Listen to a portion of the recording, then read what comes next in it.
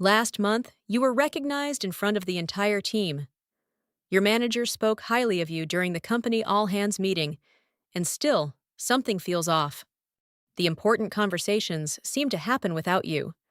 The high-visibility projects keep going to other people. The tone of your manager's emails changed months ago. If that sounds familiar, this video is for you. Because what you're feeling isn't paranoia. It's a pattern companies often use before letting someone go, designed to stay invisible until it's already too late to respond to it. Today, we're going to look at the 7 signs of that pattern, and what to do if you recognize 3 or more of them. What you're about to see are the signals of a process companies almost never announce. Instead, they create conditions that make the departure seem inevitable by the time it happens. That process leaves clues behind, and once you learn how to read them, what used to be invisible becomes obvious.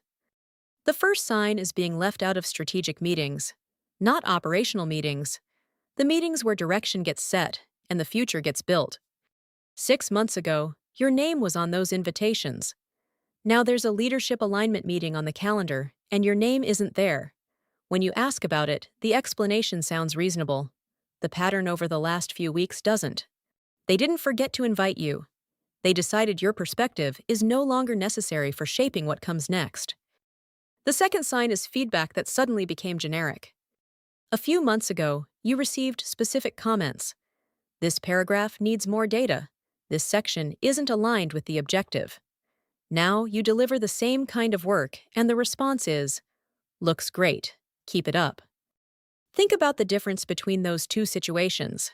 In the first one, your manager reviews your work and writes, "The analysis section needs third-quarter data, and the conclusion should be adjusted to match the pricing proposal." That's someone investing in your improvement. In the second scenario, the exact same deliverable generates a 4-word response. "Great work. Thanks." Those 4 words aren't kindness. They're the end of a conversation that no longer has a future. Generic feedback isn't positive feedback. It's the absence of feedback. Nobody invests in improving someone they don't expect to keep. The third sign is the quiet redistribution of high-visibility projects, not one isolated handoff, a pattern. The project you'd been leading since Q1 was reassigned to another team. Reasonable explanation. But when you look back at the last 3 months, not a single strategic initiative landed on your desk. What you received instead was operational work, the kind that creates neither visibility nor growth. Every individual transfer has a logical explanation. What the bigger picture has is a direction, and that direction isn't upward. The fourth sign is the change in tone in written communication, and what that change actually means. Pull up your manager's latest email. Now pull up one from 4 months ago.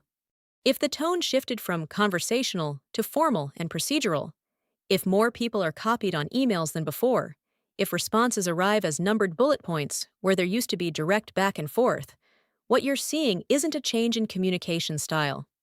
It's documentation. The company is creating a written record of its interactions with you for a process that may have already begun. Excessive formality, where there used to be informality, is paperwork in progress. The fifth sign is the disappearance of informal spaces. The team chat, the spontaneous coffee break, the casual conversations after meetings. Think about what things looked like 6 months ago. When you walked into the office kitchen, someone would ask what you were doing that weekend. After meetings, someone would stick around for 5 minutes to talk about something the director had said. Those interactions weren't important by themselves. They were the social infrastructure that makes someone feel like they belong. When that infrastructure starts disappearing gradually and almost imperceptibly, it isn't that the culture has changed, it's that your place within that culture is changing. People don't do this consciously, but people around someone they believe is on the way out often start creating distance automatically. Informal social exclusion almost always comes before formal exclusion. The sixth sign is receiving information late or in a filtered form. You hear about a change in your department through an email where you're copied instead of through a direct conversation. By the time the information reaches you, the decision has already been made. The people with complete real-time access are the people the company considers essential to decision-making. The people who receive information later, or only part of it, are no longer in that circle. And if you've spent weeks feeling like you're always the last person to know, this isn't an internal communication problem, it's your new position on the organizational map. The seventh sign is the hardest one to spot because it presents itself as the opposite of a problem. Your manager praised you during the last meeting. You received public recognition in front of the team. And at the exact same time, it's been 4 months since anyone gave you a project that required learning something new or growing in some way. What lands on your desk is work you already know how to do. The logic behind this is colder than it appears. Someone who starts suspecting they're about to be let go can become difficult to manage. They begin openly looking for other opportunities, their productivity drops, and they create tension within the team. Public praise prevents that.